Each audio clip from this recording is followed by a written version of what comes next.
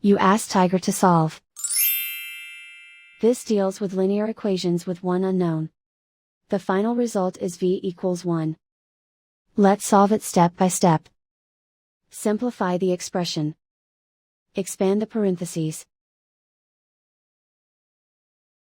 Multiply the coefficients. Simplify the arithmetic.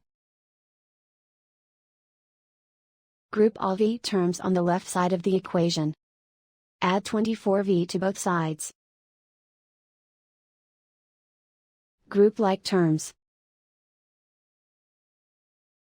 Simplify the arithmetic. Group like terms.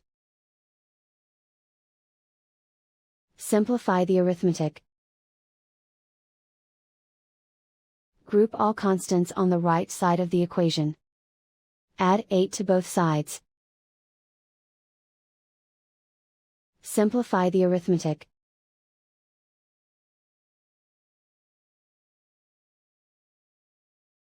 Isolate the v.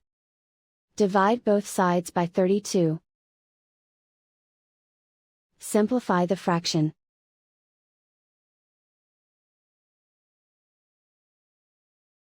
And so the final result is v equals 1.